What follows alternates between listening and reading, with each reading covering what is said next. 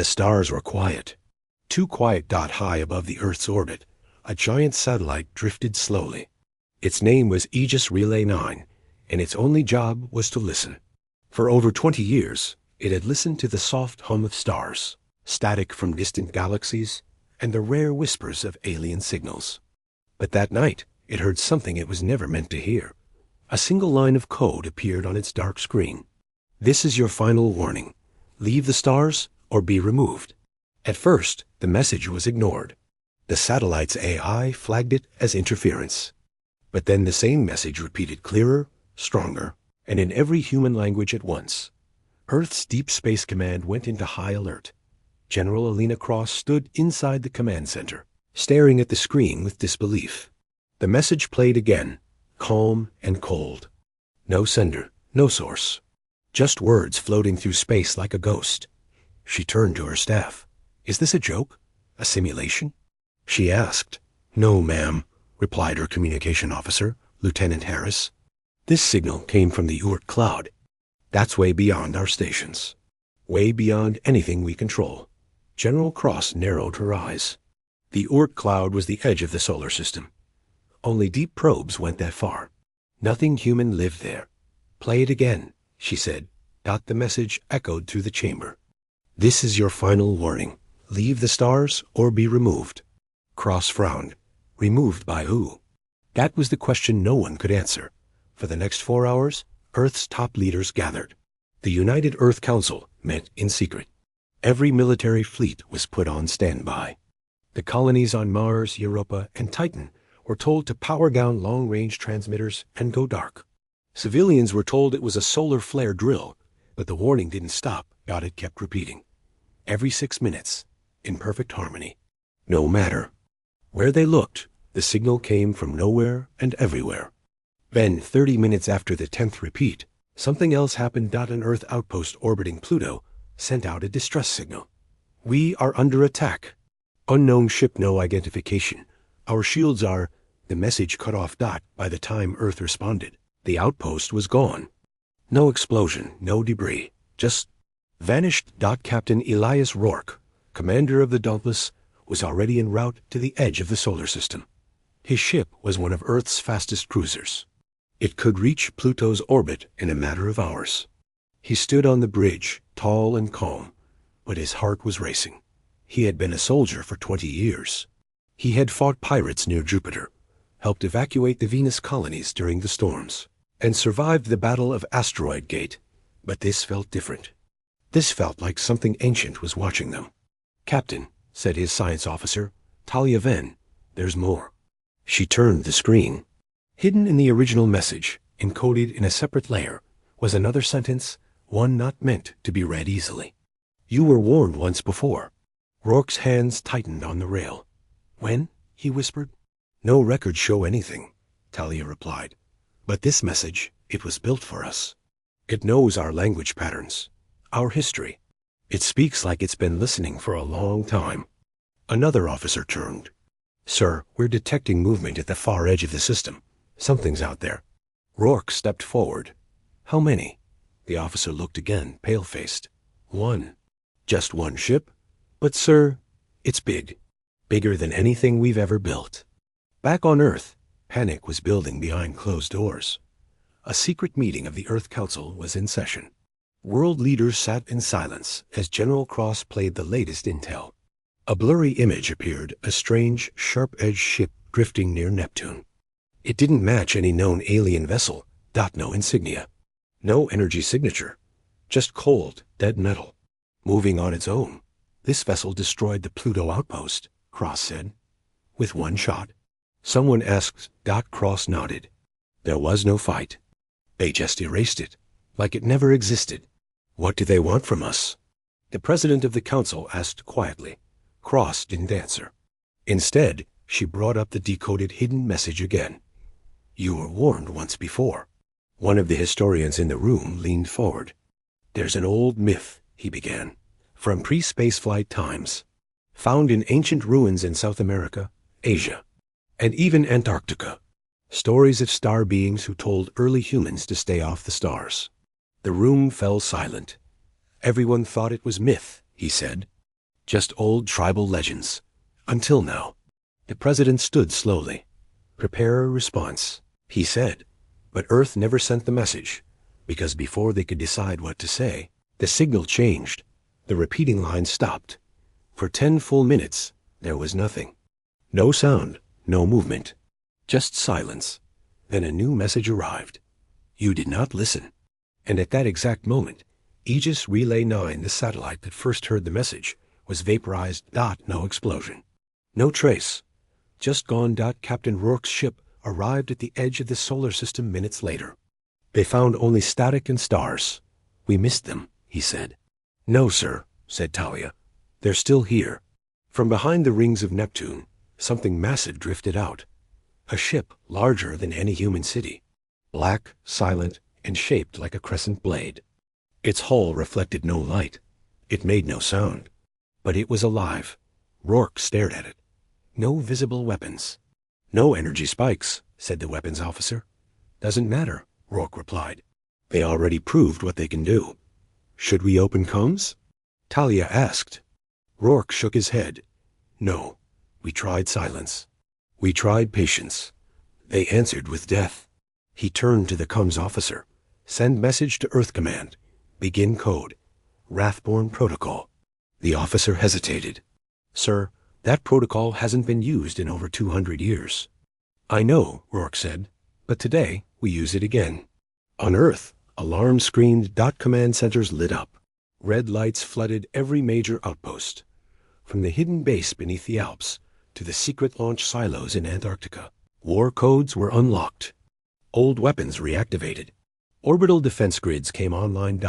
And from a private military facility buried under the Sea of Tranquility, a signal was sent to all colonies. This is not a drill. Prepare for total engagement. This is a declaration of war. Far above Neptune, the alien ship turned.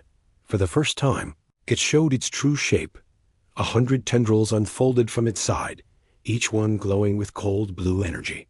Thousands of small craft began to emerge from hidden ports, like insects from a hive. But they did not attack. They waited. Captain Rourke stood on the bridge of Dauntless, watching it all unfold. His jaw clenched. We're not backing down, he said. Not this time. Not ever.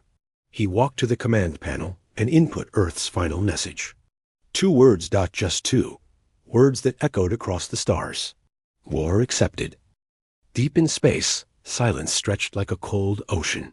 But under that silence, war had already begun. After Earth's 2-word reply, war accepted, there was no going back. Every colony, station, and ship was alerted. The defense network activated. Its full protocols for the first time in over 200 years. Old command bunkers, once locked behind solid rock, now hummed with power. The words of peace were forgotten. Only one thought filled every mind on Earth. Survival. Captain Elias Rourke stood at the command deck of the Dauntless, his eyes locked on the screen ahead. The alien vessel still hung in space, like a sleeping godhuge, dark, motionless. They're not moving, whispered Lieutenant Talia Venn.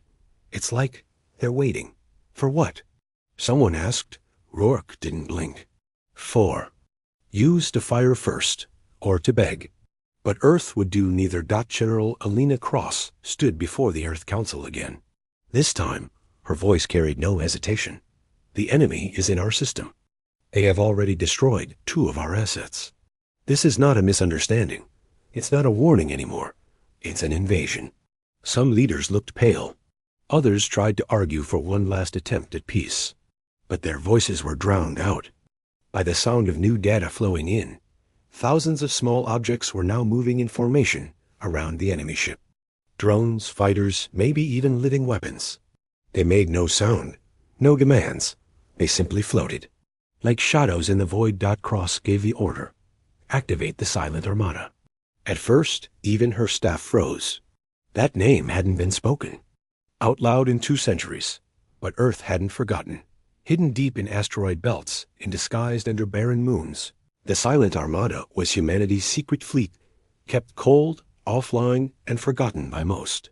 Massive dreadnoughts, stealth ships, mobile black hole mines, and war drones built for only one purpose: vengeance. They had been constructed in fear of an enemy that never returned. Until now, the first of them woke beneath Europa's icy shell.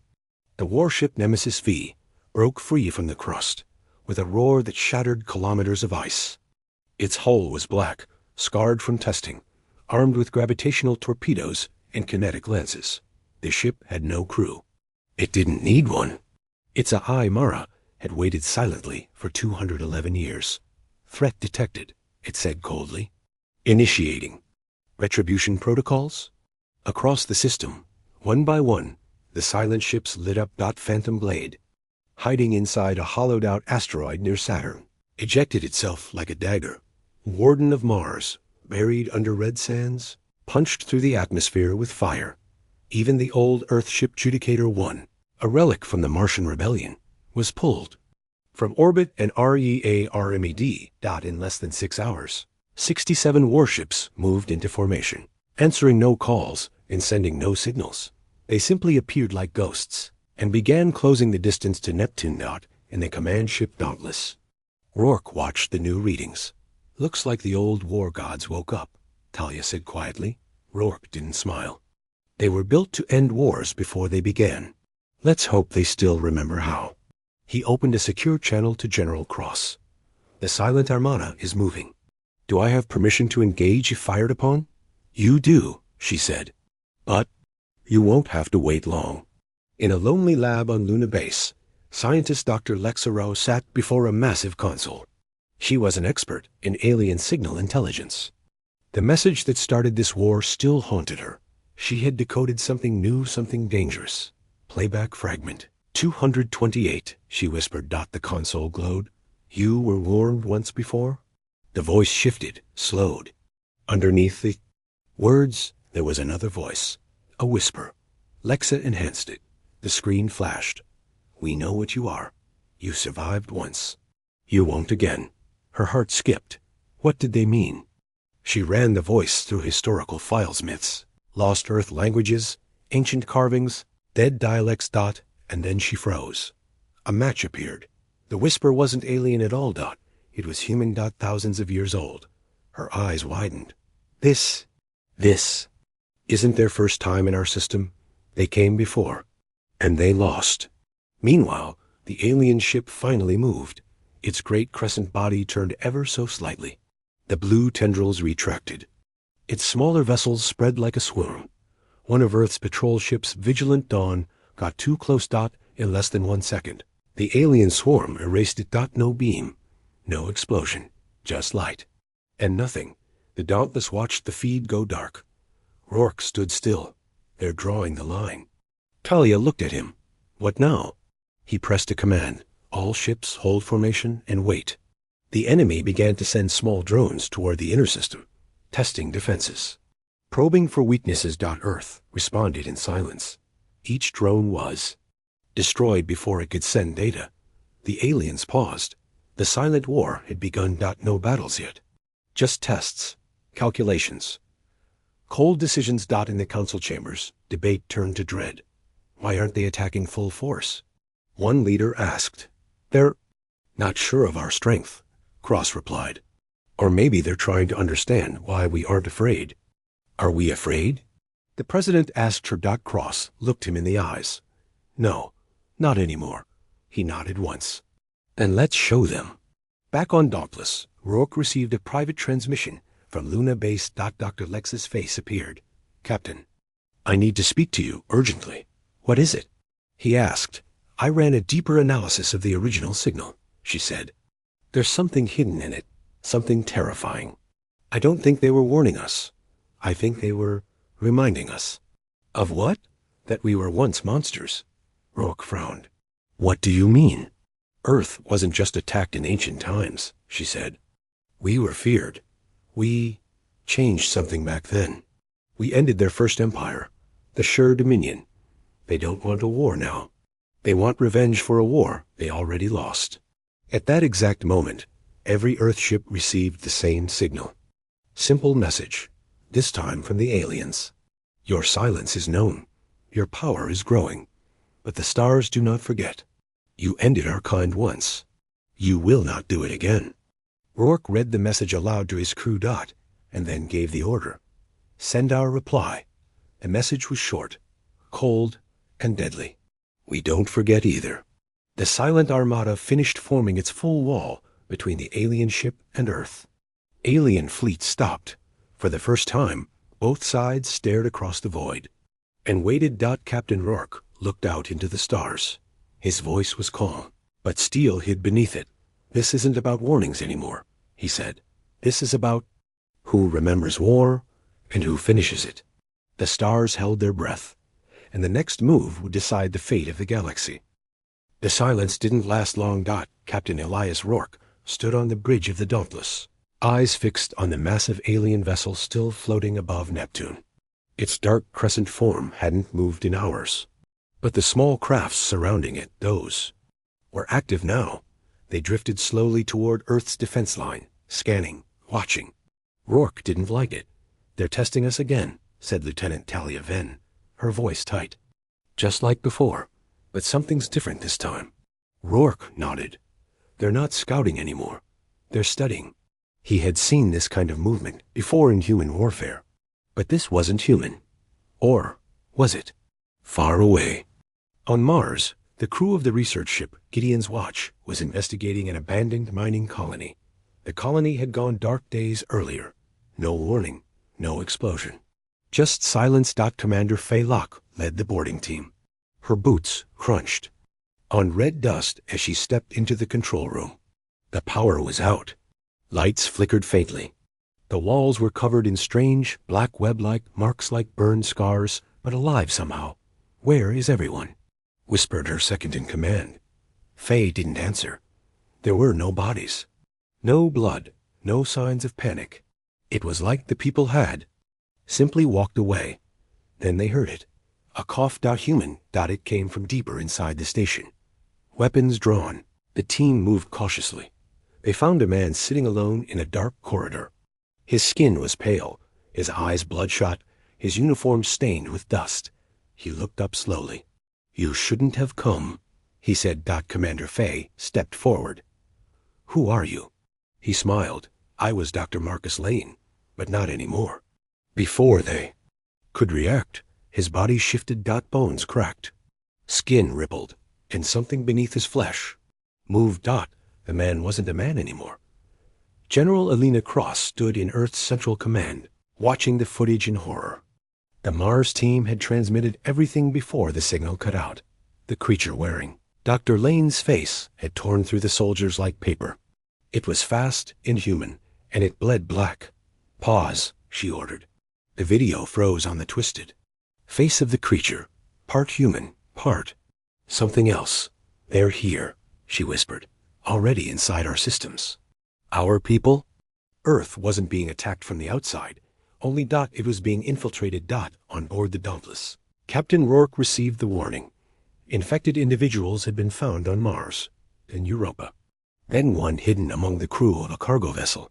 Near Earth, they didn't look alien. They looked human. But inside, they weren't. Talia turned to Rourke with wide eyes. Sir, if they can become us, how do we fight them? Rourke didn't speak right away. Finally, he said, we start by not trusting anyone. He sent the order. Full bioscans on every crew member. Dr. Lexa Rowe, now stationed on the moon's biodefense lab, made a discovery that changed everything. The creatures didn't clone humans. They didn't wear disguises. They infected the human mind. Slowly, quietly, they rewrote thoughts, memories, and behavior. From the inside out, the original person remained alive, just controlled. Worse, the infection could jump across neural links, especially on ships, where crew shared implants or AI assistants. They weren't just using brute force. They were hacking human identity. Aboard the Dauntless, the scans returned. Everyone passed, except one. Ensign Keller. Young, quiet, a communications tech. His results were off by a fraction. Barely noticeable. But Rourke noticed. He called him into the command chamber. Keller stood straight, nervous. Sir? Rourke stared at him. Where? Were you assigned before this ship?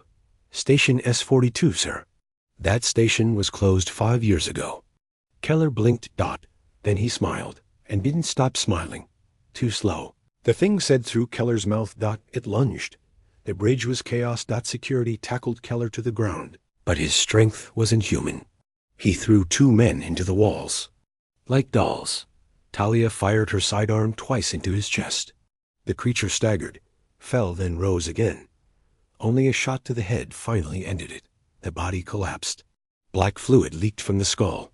Rourke stood over it, chest rising and falling. "This isn't a war," he said quietly. "This is an infection." General Cross made a decision. Earth-activated protocol. Ghost Veil. A total system lockdown. All AI communication restricted. All neural links severed. All colony travel frozen. Every person in space now had to pass biological scans every 12 hours. It was harsh. But it was the only way to stop the enemy from spreading further. But they were already too late. Reports came from Titan, from Ganymede, from orbiting medical ships. The infection was everywhere. And still, the alien fleet above. Neptune didn't move. They didn't fire. They didn't speak, because they didn't need to. They had already sent their worst weapon. Ourselves. On a hidden Earth base known only as Obsidian Point. An old intelligence report was DECRYPTED. It was from 400 years ago, long before humanity reached the stars. A signal had been received, then weak, broken, but it warned of a species that didn't conquer planets through war. They conquered through memory. They studied a species until they could become it. Then they erased it. Without firing a shot. Rourke read the old words scratched into the file. "They do not kill us. They become us." Talia brought Rourke new data. "We found a pattern," she said. "The infected, they're drawn to one frequency. Something low. Almost like a song." She played it. A deep, rhythmic hum. It sounded ancient, familiar, almost human. And yet, not. "What is it?" Rourke asked. "It's in every signal the aliens have sent since the beginning." She looked at him. "I think it's their heartbeat." Earth had a choice. Wait, be consumed slowly from within, or strike now, while the real enemy still waited at Neptune. Rourke stepped into the war room with his officers. "No more hiding," he said. "We've scanned our own, locked our systems, traced their infection paths. We are ready." "But sir," someone said, "we still don't know how many of us they've already taken." Rourke looked them in the eyes. "Then we fight 2 wars, one inside, one out there, but we fight them both." He gave the order. "Prepare the fleet." In the silence above Neptune, the alien ship slowly began to open. Its inner chambers bloomed like a black flower. Light pulsed from inside. Not lasers, not weapons, but shapes. Humanoid figures stepped out. They walked like humans, moved like them. Some even wore human military armor, old styles, from wars no one remembered. But none of them had faces, just blank, featureless skin. They were copies, incomplete, still learning, still becoming, and they were heading toward Earth. The moon had always been Earth's quiet guardian. It watched silently as humans took their first steps, built their cities, and finally rose into the stars. But now, the moon itself was no longer just rock and dust. It held a secret, and that secret was waking. General Alina Cross stood inside the Lunar Defense Command, deep beneath the surface of the moon in a facility known as Greyval 1. Built into a crater, the base had been offline for over 100 years. Until now, the signal came 3 days ago, not from space, but from under the moon. A deep pulse. Faint, old, and clearly artificial. Not alien. Human. Where's the origin? Cross asked, stepping into the operations room. Dust coated the old equipment.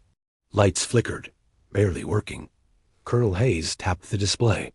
3 kilometers below Tycho crater. Solid lunar stone. But something's under it. We sent a drill team. Cross raised an eyebrow. "And we hit metal," Hayes said. Then the drill stopped working. Melted, like it touched something that didn't want to be touched. Back on Earth, Dr. Lexa Rose stared at old files recovered from deep archives. The words were half-burned, but still readable. Project Threshold. Do not awaken. Do not engage. Buried for a reason. Lexa whispered, "What did we leave on the moon?" Captain Elias Rourke and the Dauntless were still on high alert near Neptune, facing the alien fleet. But when the call came from General Cross, he didn't hesitate. She needed him on the moon. And quickly. Within hours, Dauntless left orbit, a stealth shuttle carrying Rourke and Talia. Then to Grave 01. They arrived as the excavation reached its limit. Beneath the dust and rock was something massive. A structure smooth, black, seamless metal with no windows or doors. It curved in a perfect circle, stretching hundreds of meters under the surface. Talia stared at it. This wasn't built recently. No, Cross agreed. It predates everything we know. Possibly even before Earth's recorded history. A drone floated near the structure, scanning. Suddenly, it beeped. A symbol appeared on its display. That wasn't alien. It was TERRAN, an old mark from humanity's first space, age long before the current. Earth Council. The symbol read, Threshold 01. Humanity's final OPTM. Rourke stepped closer. Final option for what? Cross looked at him. That's what we're going to find out. They opened the structure using ancient codes found in a decommissioned AI vault on Earth. As the door melted open, cold air hissed out. Not air, exactly atmosphere. Preserved for centuries. They walked inside. The structure wasn't empty. It was a control room. Giant screens lined the walls. Most were dark. But one flickered to life. A face appeared. Old. Pale. Human. But clearly artificial. Identity confirmed, the AI said. Welcome back. Warning. Threat classification SHYR detected. Rourke froze. Sure, he repeated. You know about them? They came once, the AI said. They tried to consume. US, we responded. Talia leaned in. When? 20,000 years ago. Silence filled the room. Cross whispered, That can't be possible. Project Threshold was built to contain knowledge too dangerous for open memory. You are now accessing the final failsafe. Rourke stepped forward. Failsafe 4. What? The weapon. A wall behind them shifted. Metal plates folded away like petals. And then it appeared. A colossal machine, black and silver, coiled in hibernation, taller than any human ship, sleeker than any war vessel. And glowing deep inside its chest, a living power core. Talia stared, breathless. What is it? The AI answered, the original Titan, codenamed Osiris. Earth's military had myths about Titans, ancient war machines built by pre-collapse civilizations. But no one had ever found proof. Until now, Osiris wasn't just a weapon, it was a sentient fortress, designed to battle the Shur in their first invasion, powered by a core made from a star fragment, armed with weapons that even Earth's current fleets couldn't understand. Back on Earth, Dr. Lexa made a breakthrough. She sent a message to General Cross. I was right. We didn't just survive the Shur, we defeated them. With something we locked away. That thing under the moon. It's not just a weapon. It's why they fear us. Cross read the rest of the message and went pale. They weren't warning us this time. They were trying to stop us from waking him. Inside the chamber, Osiris began to move. Its core glowed. Brighter. The AI voice deepened. Threat confirmed. Sure pattern recognized. Releasing primary locks. Hydraulic sounds shook the ground. The giant machine's arms opened. Its eyes, 2 long slits, flashed white. Awaiting pilot. Talia blinked. Pilot? The AI replied.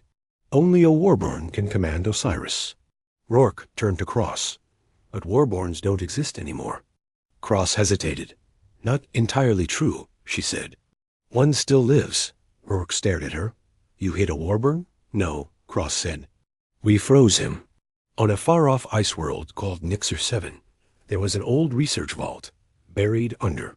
Mountains of frozen stone. Inside, in cryosleep, was a single man, genetically modified. Built for war. Not truly human anymore. The last of his kind. Rourke stared at Osiris as it powered up slowly. Even asleep, the machine felt alive, like it was listening. Why was it buried?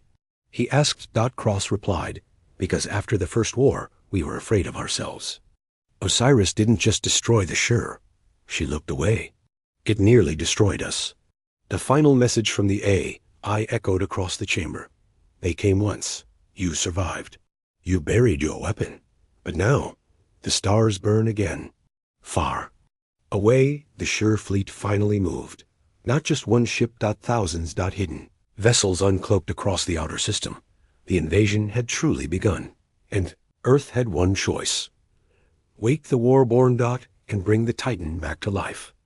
The alien fleet didn't expect a human counterattack so soon. They had sent their warning across the stars. They believed it would shake Earth into silence. But what arrived instead was war. On the outer edge of the Helion system, the Zircon fleet waited.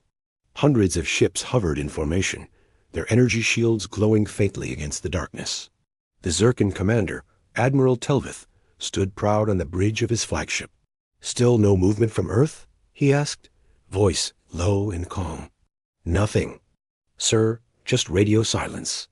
"Again," replied his second officer. Telvith's eyes narrowed. "Then we hit them harder. Begin Phase 2, scare them into submission." Before his words could echo through the chamber, alarm screamed across the bridge. "Multiple warp signatures. Sector 9 Delta. They're human ships." The screen lit up, and Earth replied not with diplomats, not with more silence. With the Warburn, a fleet of old Terran warships, thought to be decommissioned. Each one was rearmed, repainted, and ready to make the void bleed. They didn't arrive in waves. They arrived in a wall. One by one, they dropped from FTL, surrounding the Zircon fleet with mathematical precision. At the center of the formation was the human battleship Doomsayer, its hull painted black, its cannons already humming with power. Admiral Telvith stepped back in disbelief. How did they mobilize this fast? On board the Doomsayer, Admiral Rain stood in silence. She watched the Zircon formation through the transparent command dome. "They warned us once," she muttered, "but they forgot humans don't." "Bow. Firing sequence locked," her officer said. "Your orders?" Her answer was a whisper. "Make them regret." Blue plasma beams screened across space, ripping straight through Zircon cruisers. One by one, enemy shields collapsed under the barrage. The Doomsayer's forward railguns launched slugs the size of shuttles, each impact splitting ships apart like brittle stone. The Zircons returned fire. Earth had learned from centuries of war. The Terran ships moved like wolves, coordinated, precise, merciless. Human AI and neural-linked pilots were faster, sharper. The Zircons had been at peace for too long. Their muscles had grown soft. In just 13 minutes, the outer Zircon patrol line was gone. Admiral Telvith shouted orders, retreat commands, desperation in every tone. But the humans weren't chasing. They were herding. Each strike forced the Zircon fleet into tighter clusters, cutting off escape paths, disabling engines rather than destroying cores. They weren't just fighting. They were teaching. A lesson written in fire. On Earth, the transmission was broadcast live to every nation, every screen, every colony. A single message played again and again. "You warned us once. Now hear our answer." Back in space, Admiral Rain walked calmly across the bridge. "How many survived?" she asked. 14 ships, retreating, most of them limping. "Good. Let them crawl home. Let them carry the story." Her voice turned cold. "Let the stars know we are not prey." And so, the Zircons learned what no warning could teach. Earth, once united under threat, was no longer patient, no longer afraid, and no longer willing to stand down. The flames of retaliation had been lit, and the galaxy would never sleep the same again. The battle began in silence. No broadcasts, no speeches. No mercy. Above the skies of Damar 9, an old Earth colony now controlled by the Faxarian High Command, the stars flickered, then vanished. Hundreds of human ships dropped out of FTL, surrounding the planet like wolves circling wounded prey. Admiral Reese stood on the bridge of the Vindicator, Earth's new flagship. Unlike the older Terran cruisers, this one was silent, matte black, and equipped with weapons no alien species had ever seen before. "Do not target their civilians," Reese ordered calmly, "but burn their fleet. Show them the price of arrogance." Down below, in orbit, the Thaxarian armada scrambled. Dozens of capital ships turned their weapons outward. But they were too late. Human ships moved like lightning. Their weapons punched through Thaxarian shielding as if it didn't exist. Missiles split and multiplied mid-flight. Kinetic rail slugs traveled faster than light and tore through enemy hulls with brutal precision. The Thaxarians never had a chance. On the planet, transmission. Towers buzzed with panic. Civilians screamed. Leaders begged. But Earth wasn't answering anymore. They had already spoken with fire. For years, the Thaxarian Alliance believed humans had been bluffing. They called Earth primitive, undisciplined, emotionally unstable. But the real reason they underestimated humans was simple. They had never made humans angry before. When the Thaxarians intercepted the first human response, a single-line transmission, it chilled every general on the council. You were warned. Now, fleets that had once mocked Earth were running. Ships that had bombed human colonies were being vaporized in seconds. Even Thaxarian generals began evacuating. But Vindicator was already above them, raining orbital fire. Entire command posts were turned to dust. Reese gave no speeches. No warnings. No delays. This wasn't about diplomacy anymore. It was punishment. Down on the surface, a young Thaxarian soldier named Kale crawled from the rubble of his barracks, coughing blood. His legs broken, ears ringing. In the distance, he saw the sky tear open as a human dreadnought descended through the clouds. It didn't fire. It just hovered. Watching. Then, Kale realized something terrifying. This wasn't war. It was a lesson. And Earth was teaching it with terrifying patience. Later, in the remnants of the Thaxarian Command Council, those who survived met in underground bunkers. They begged each other for reinforcements. But none came. Every outer fleet had gone dark. Earth had silenced them all. One by one.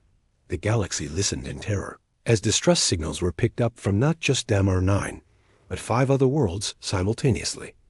All hit at once. All by human forces. All destroyed. The message was clear. No more warnings. No more second chances. Humanity wasn't asking for respect anymore. They were demanding it with fire and silence. And the galaxy, for the first time in centuries, was listening. The battle in Sector Thane 9 was still burning when the real change began. Admiral Varric stood inside the human command ship Iron Valor, watching the live feed from the outer orbit. Alien ships were breaking. Some tried to escape. Others kept firing, as if too proud to retreat. But nothing was enough. Humanity had unleashed its final wave, Project Echofall. Echofall wasn't a fleet. It was a series of spatial anchors dropped across the sector. Once activated, they warped gravity itself. Enemy engines failed. Ships twisted, lost control, or crashed into each other. Communications were jammed. Weapons malfunctioned. The void turned on its own. "Sir, the anchors are holding," Commander Layla confirmed. "We've locked down their escape routes. The enemy has nowhere left to run." Admiral Varric didn't smile. He just gave a short nod. "Then the galaxy will remember this day. This is not just war. This is message." Meanwhile, far from the front lines, something else was happening. On a forgotten moon orbiting the black star of Heron's Fall, a machine woke up. It had been silent for centuries, a relic from Earth's first expansion long before the Council. Long before the exile. The machine's single eye flickered. Then it turned to the stars. It had received the signal. Humanity engages total declaration. And that signal wasn't just a war command. It was a call to all deep code AI built by humans before the bands hidden, locked away, or buried in dead systems. Across the void, more eyes opened. Machines humanity had once feared now stood again, waiting for instructions. Back at the Council world, the high species were panicking. The Council chambers were in chaos. Holograms blinked with incoming report ships disappearing, fleets destroyed, planets no longer responding. Ambassador Krill, from the Centauri Republic, banged the table with his tentacle. "This is not just retaliation. This is full spectrum. Domination." "No," whispered the silent, shadowed figure of Caurix, representative of the extinct turned surviving Veil. This is humanity doing what they warned. They are turning the void itself. A smaller voice added, and they're not using just ships anymore. They're awakening things we forgot even existed. The council demanded answers. Why hadn't there? Early warnings worked. Why hadn't humanity listened? Why were they now losing entire sectors? But deep down, many already knew. Humanity had never really planned to listen. They had heard the warning, and they had decided not to reply with war. On the edge of the collapsed system, a surviving alien captain sent out a last broadcast. This is Commander. Yukon of the Alvari Fleet. If anyone is still listening, do not engage. They have learned how to break the stars themselves. Before his message ended, a shadow passed over his ship. A human vessel shaped like a blade of night, with no ID, no signal. Just one word scratched into its hull. Forgiveness denied. It opened fire dot in the command room of Earth's War Council. The last coordinates were being calculated. Earth was silent. No celebrations, no music, just strategy. We give them one more chance, General Suri said, her voice steady. Surrender, or we begin Operation Ember Tide. And Ember Tide, another officer asked. ...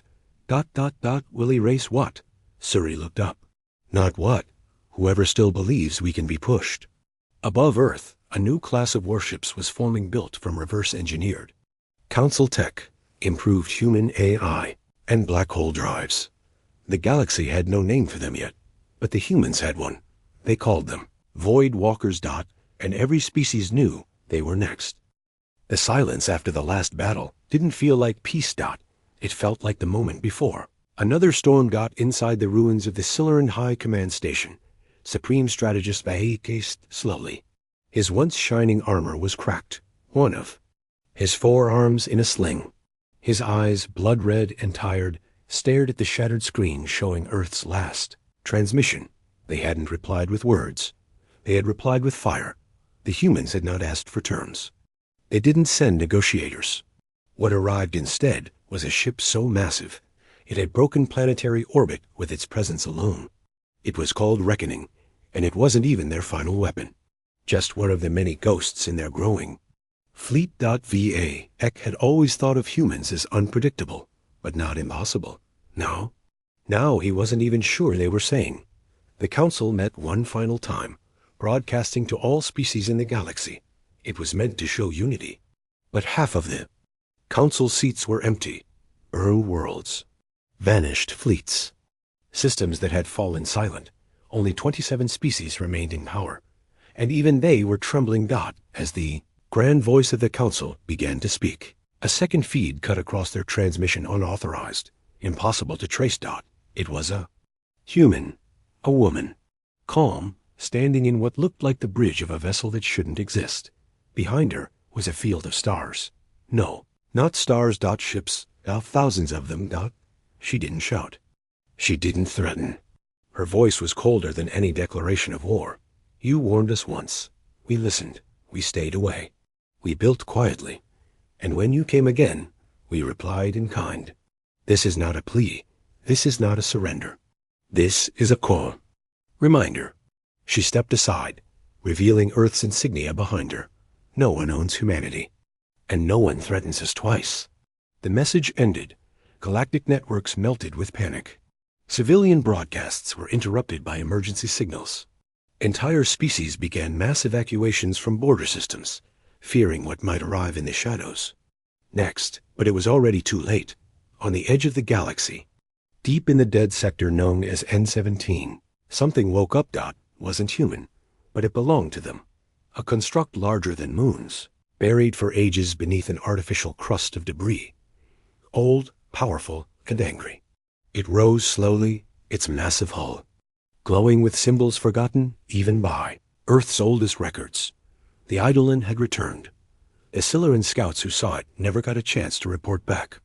Their vessels were sliced in half by a single beam, precise, silent, efficient. Back on Earth, the Council of Restoration didn't celebrate. There was nothing joyful about what was coming. General Arya Kane stood in silence beside her command table, watching real-time data flood in from distant scouts, satellites, and eye observers. They had crossed the line once. The galaxy had drawn blood first. Now humanity wasn't fighting to win. They were fighting to end it. In a quiet underground bunker beneath the old ruins of Washington, D.C., a few elders sat in circle. One of them, former President Mirren, spoke without lifting his head. They never understood what humans become when cornered. Another replied softly, "They thought we would kneel." The old man opened his eyes. "Now they'll learn. Humanity kneels to no one." From the ashes of the past, Earth had risen stronger, not out of revenge, out of survival. The great fleets of the galactic powers began to fall back. Treaties were burned. Old enemies of humanity, those who cheered. When Earth was cast out now, begged for protection. But humans didn't reply. They simply moved forward. One by one, systems went dark. Not destroyed, converted. The flags that once showed council allegiance were replaced with a new mark. An open eye. Human designed. Watching everything. The message was clear. From this moment on, humanity was not part of the galaxy. They were the galaxy. And no one, not ancient empires, not silent watchers, not hidden powers, could ignore that truth anymore. The war that started with a warning, ended with a law written in blood and void. Never threaten Earth again. Because now, Earth didn't just reply with ships. It replied with a future rewritten. And that future belonged to them. END.